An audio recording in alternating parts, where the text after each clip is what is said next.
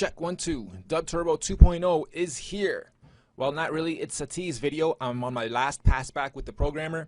Once I pass this back to him with the final few little bugs, it's coming and it's being released. 2.0 is going to pop off and we've overhauled it. Had a lot of complaints, feedback, good stuff, bad stuff, and we've tried to accommodate everybody with this update. I think we've done a great job. What started out 2 years ago as a little project internally has turned into quite the controversial, top-level broadcast quality beatmaker. And in the interim, I'm going to take a moment here while you guys absorb this visually. I love it, the way it's turned out. All three panels have been overhauled from top to bottom. I'm going to talk a little bit about the beatmaker itself and the project itself. A lot of the bigger producers in the world and a lot of the bigger software, I won't say the software, but the producers and the users out there, we get a lot of hate for this software. So let's talk about that for a second. Why do we get a lot of hate? We get called the Fisher-Price beatmaker, or we get called the My First Beatmaker. Why is that? We aren't the most sophisticated, biggest DAW, and we don't discriminate. I personally have a huge studio. In fact, here's a picture of what I'm sitting in right now. On top of having Dub Turbo, I produce big, and I do stuff for audio, video, TV, film, make straight out beats for artists, for background music, for commercials. I score a little bit. I do video game treatments a little bit. I do sound kits every other day. So I'm always producing audio. And let me tell you guys, the bigger producers, that give us a lot of hate. Sure, it's not the huge DAW that you're used to. However, A, look at the price point. B, look at the huge gap there is for beginner to intermediate producers. Look at all the stuff a newbie has to get.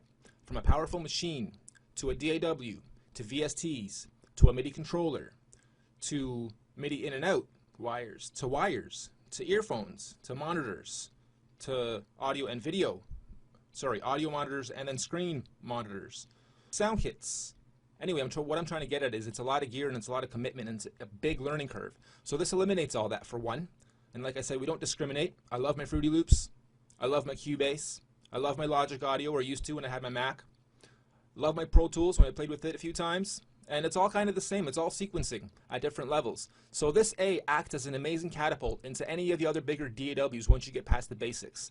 And B, for the price point, the sequencer itself, aside even, the sound kits are up to 2,400, if not a few more, 25 maybe, 100, 2,400, custom made. Over 95% of them are made right here in the studio. Samples, sound kits, voxes, effects, stereo imaging like crazy. We worked on these kits just mad. We worked on these kits probably the most out of this whole project has been the actual kit work.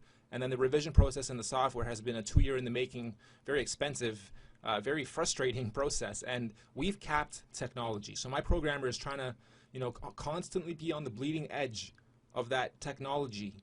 And we keep capping it and having to wait for technology to catch up. So the older machines, yeah, they'll still freeze here and there. If you don't have a good sound card, it might catch up on you here and there. But we're also constantly trying to work out things on this end on what technology does enable us to do so we can stay ahead. So for this project, this version of the project, we've accommodated a lot of things from performance to a lot of the bugs and few issues the users were having with the software itself. We've expanded it tremendously in the sound kit section, the audio engine capabilities. We can copy and paste bars vertically or in groups now, so you can extend your track and make it big really quick. Just a lot of stuff has happened in version 2.0, so we'll go over all those changes right now.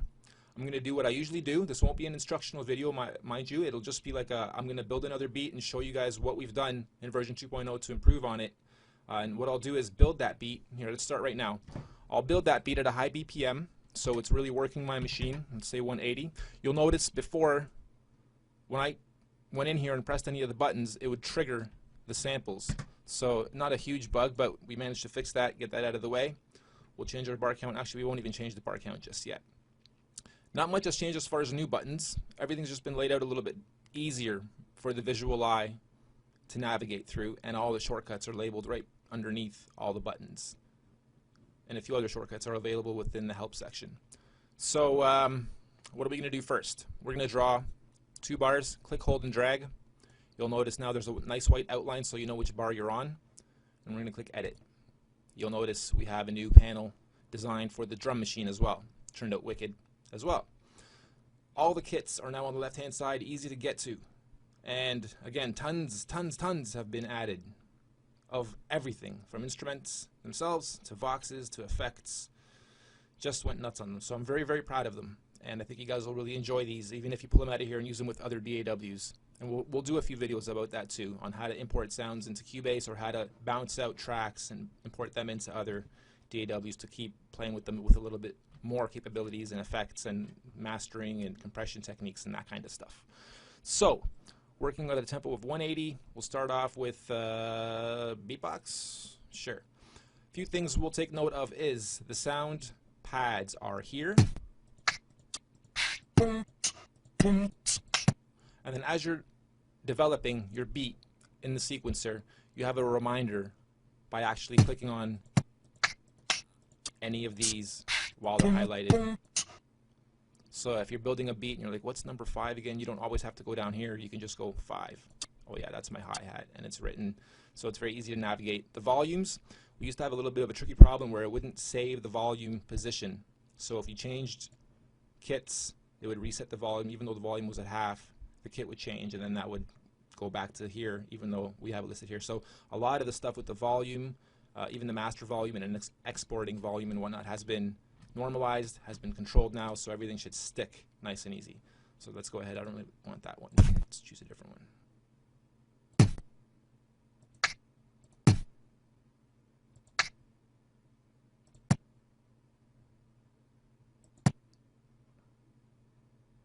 Okay, so just a nice and simple pattern I'll start off with.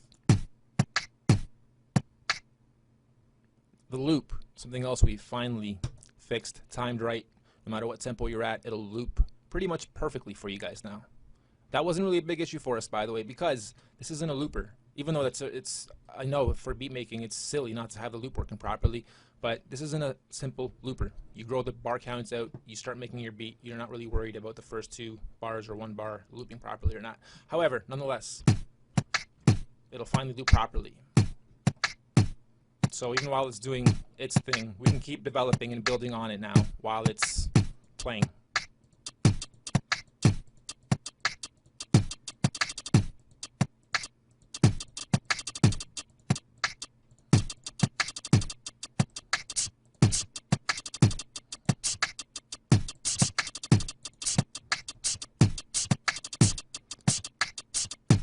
Alright, so now you'll notice the volume here.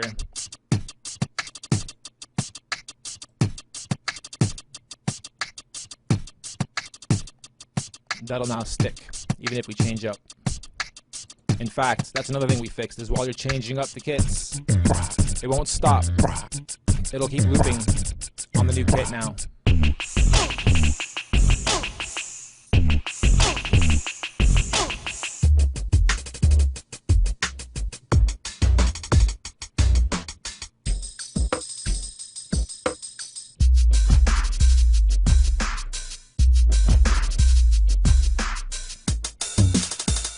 Okay, the only thing is it'll loop once it's done its current loop, and then on the next loop around, that's when the new selected kit kicks in.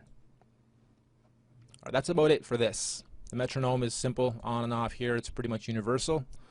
Changing the tempo is done anywhere you want in the app. It's universal too. Nothing else is changed in the buttons. Something else we've done here in the actual grid is you can't draw more than one sound on top of itself. We used to have a problem where you could draw unlimited amounts of kicks over themselves, and they would double, triple, quadruple in volume too, so it would throw your whole beat off, and you weren't sure where or why. There's a certain kick or a snare or a hi-hat going blowing your speakers, and you're not sure why, because there's 18 little hi-hats in there. Somehow you didn't realize you have a bunch of them. Alright, anyway, so that's fixed too. We'll get out of here. Something else I've really wanted my programmer to do is to let you guys copy these bars vertically. So typically I'd have to go in here, draw another bar, go in there and start building my beat again to match that one, or to complement it, or to contrast it, whatever I want. Now I can simply copy downwards. So now I have that same pattern on layer 2 and on a crunk. So now I have a beatbox and a crunk doing the exact same pattern, just with different kits overlapping. We'll see how it sounds. Not bad. We'll mute them. This is by itself. This is with both.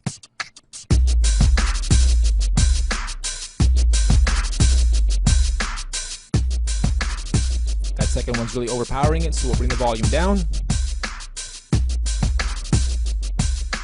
I'm just going to let it play, and I'll build out the beat quickly and show you guys what else we can do with this once we grow at the bar count. What? What's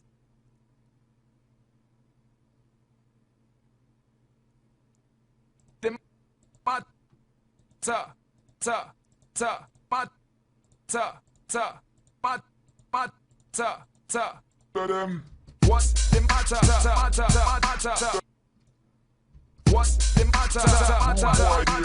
What's the matter? What's the matter? What's the matter? What's the matter? Alright, so we have a Vox layer. We'll keep going here. One more drum layer. Doesn't have to be a drum layer per se. And even though it says house or jungle or any of these kits, you apply them to whatever you want. You guys get as creative as you can. These are just naming conventions and grouping, but for the most part, it's just creativity holding you back from coming out with the most explosive, wicked, newest, hottest, freshest, most unique beat that'll have people going crazy. Effects. Some of these I haven't even really tried to explore with too much during beat process making, so I'll just be random here. Kind of like that. It's not bad either. And we'll turn it down a bit. Okay, so we have 4 simple layers, all drum. Now we'll move into the keyboard. Click, hold, drag. Notice how that white border sits around it? I'm going to choose the arrow here. Watch this. I can now select all of the bars at the same time. So now when I grow my bar count, I can copy all those over, and I'll show you how to do that in a moment. But first, let's go make some bass.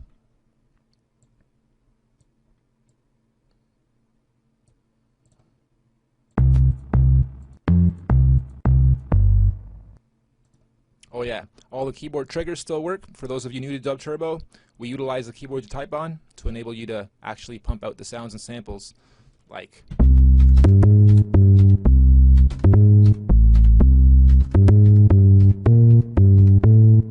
That's me hitting the keyboard, being random with the melody, but you can preview all the sounds by just selecting a sound and then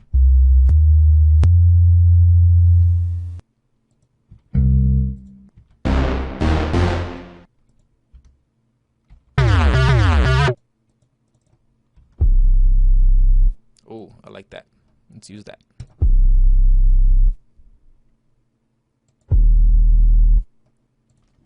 What's the matter? What's the matter? I know that what's the matter gets annoying, but don't worry. That's only going to be there once in a while. But for now, I'm just structuring all the layers. Okay, we got a bass. Let's throw in some horns or trumpets or something nice and deep, and then contrast it with something nice and bright and light. Nice.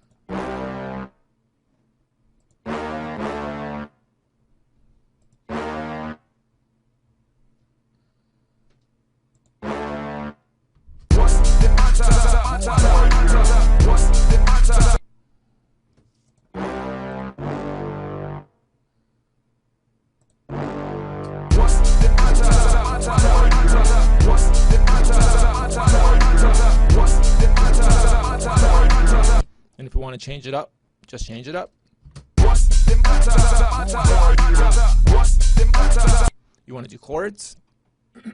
Excuse me. Sure. Pop them in. If you know what you're doing with chords. If you don't, we have chord charts for you in the members area, so you can go look them up. So you can do.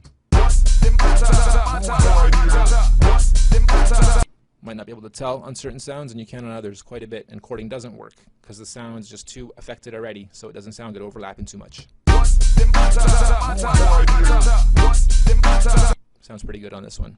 So we'll go back to the first one. I really like that horn. Not that one. That's the one. But we got to get rid of the chords now. See what I was saying? It doesn't always sound proper.